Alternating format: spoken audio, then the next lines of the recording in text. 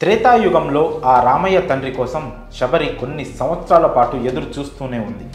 ఆమెకు ముసలితనం వచ్చి పళ్ళు ఊడిపోయి కంటి చూపు తగ్గినా కూడా రామయ్య ఆమె కోసం వస్తాడు అనే నమ్మకం ఏమాత్రం తగ్గలేదు. ఆ శ్రీరామచంద్రుని మీద శబరికి ఉన్న అపారమైన విశ్వాసం రాముడిని శబరి వద్దకు చేర్చింది.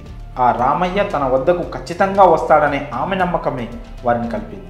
అయితే ఈ కలియుగంలో కూడా మరో శబరి ఉంది. శబరి రూపంలో ఉన్న ఓ వృద్ధురాలు అయోధ్య రామ మందిరాన్ని నిర్మించాలని గత 30 సంవత్సరాలుగా మౌనవ్రతం చేస్తోంది. ఈ జనవరి 22న బాలరాముడి ప్రతిష్ఠ రోజున తన మౌన దీక్ష విరమించుకోనున్నారు.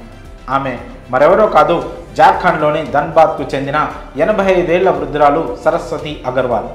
అయోధ్య రామ మందిరం నిర్మించాలని ఎంతోమంది నిరసనలు, పోరాటాలు ఇలా ఎన్నో చేశారు.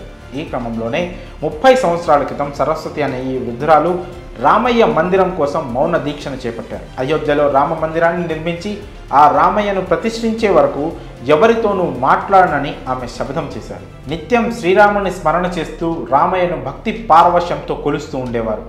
కొన్ని సంవత్సరాల క్రితం సరస్వతి చేపట్టిన మౌన దీక్ష ఈనాడు అయోధ్యలో రామ మందిరం నిర్మించడంలో ఓ పాత్రగా నిలిచింది. ఆలయ నిర్మాణ పనులు శరవేగంగా జరుగుతుండడంతో సరస్వతి ఆనందానికి అవధుల్లేవు.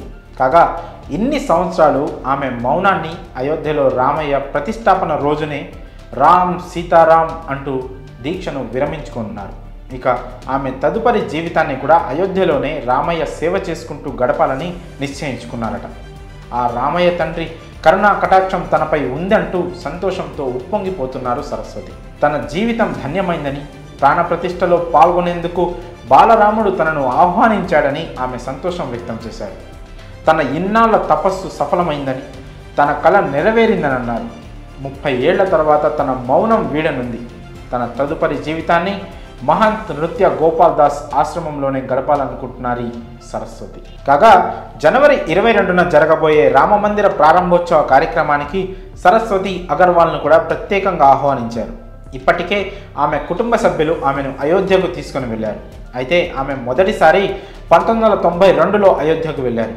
అక్కడ రామ జన్మభూమి ట్రస్ట్ అధినేతను కలిశారు. ఈ క్రమంలోనే ఆయన స్ఫూర్తితోనే ఈ మౌన వ్రతాన్ని చేపట్టి రామయ్య ఆశీస్సులతో దిగ్విజయంగా మరికొన్ని రోజుల్లో పూర్తి చేసుకొనున్నారు. ఏదేమైనా ఇలా ఎంతోమంది భక్తులు అయోధ్యలో రామ మందిరాన్ని నిర్మించడం కోసం తమకు వీలైన కృషిని చేస్తూనే ఉన్నారు. ఎట్టకేలకు కోట్లాది మంది కలలు నెరవేరబోతున్నాయి. మరి అయోధ్యలో రామ మందిరం కోసం 30 ఏళ్లుగా మౌనవ్రతం పాటిస్తున్న ఈ కలియుగ శబరిపై మీ అభిప్రాయాలను కామెంట్స్ రూపంలో తెలియజేయండి.